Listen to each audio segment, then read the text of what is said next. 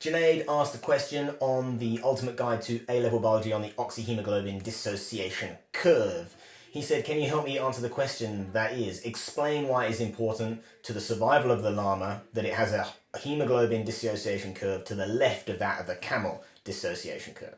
Okay, so llamas live at high altitude, camels live at sea level, effectively. Now, the exam boards, I'm thinking specifically AQA here, are really inconsistent when it comes to this question. The majority of them answer the question one way. Some of the questions actually flip the question around, and I'll explain what I mean in just a second.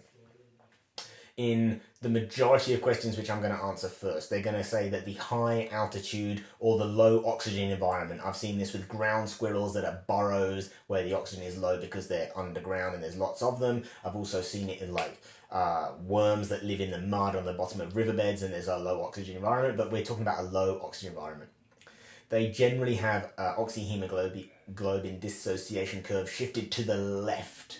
This means that there is a low partial pressure of oxygen in the environment. I would say also, they like to say in the lungs, in this case of the llama. You often get a mark for saying in the lungs of the organism. And this means that the hemoglobin is able to load more oxygen at a lower partial pressure of oxygen.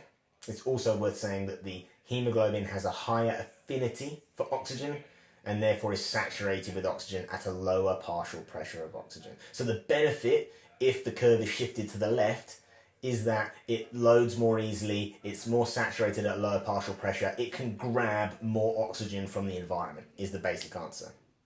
Now, I have seen the question, I think it was actually just a genuine mistake by AQA on the exam paper. They gave two oxyhemoglobin dissociation curves, and they were actually of humans. One was a population living at sea level, and one was a population living at high altitude. Should be exactly the same as the llama and the camel, just different species.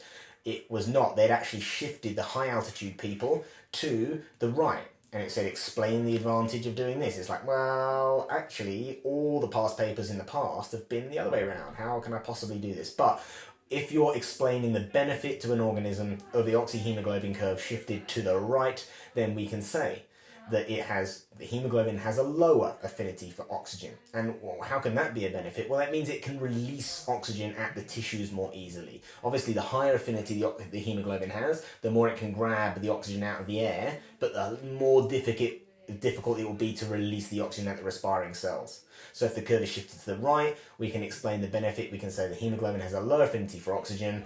It can unload oxygen more easily at respiring cells.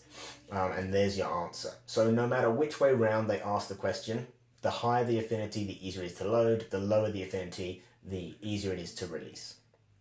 As simple as that.